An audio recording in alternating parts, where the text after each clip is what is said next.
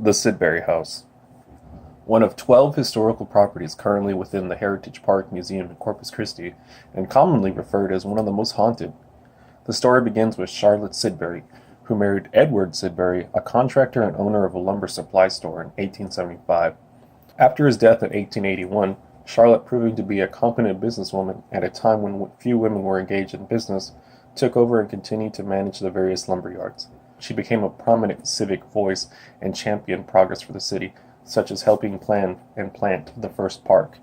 In the early 1890s, a New Yorker by the name of Colonel Eli E. Ropes came to Corpus Christi with plans to build a deepwater port.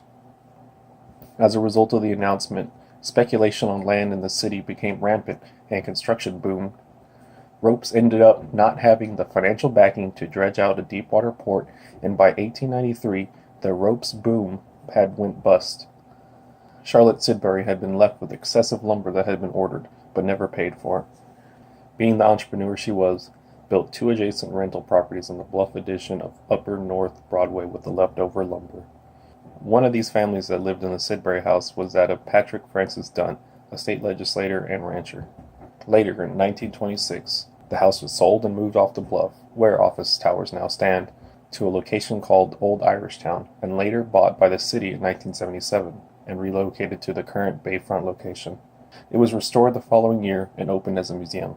The 2-story Sidbury House was built in Queen Anne Victorian style, prevalent in the late 1800s. Some of its architectural features is an asymmetrical facade, a porch, and a 2nd-story balcony, both having intricate balustrades that wraps almost completely around, and a pedimented entry point on the porch decorated with a Moorish arch. The haunted nature of the property stems from the Dunn family, who resided in the house in the late 1800s. Stories say that Patrick Dunn's young boy died in the house due to yellow fever. It is this spirit that is said to haunt the house. People have reported that the apparition frequents the child's former room, knocking over and moving dolls, and whispering to get out. Local paranormal investigators, CC Spook Central, have documented orbs floating around on video and in pictures, along with audio recordings of haunted voices.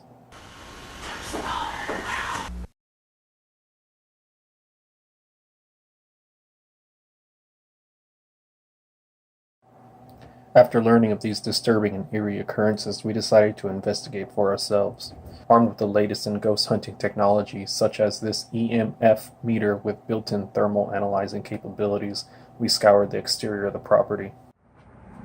We then realized some sort of paranormal entity had appeared briefly on the ghost star, but had vanished before we could capture video evidence with the device.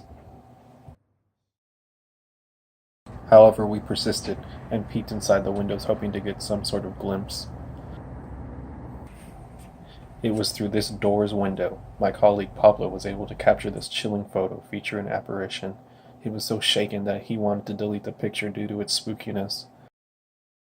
In conclusion, after hours of researching and investigating this place of our city's heritage, I truly believe it is haunted. The feeling I got from walking up to the structure for the first time I'll never forget. And if you too decide to visit this location, do so at your own risk.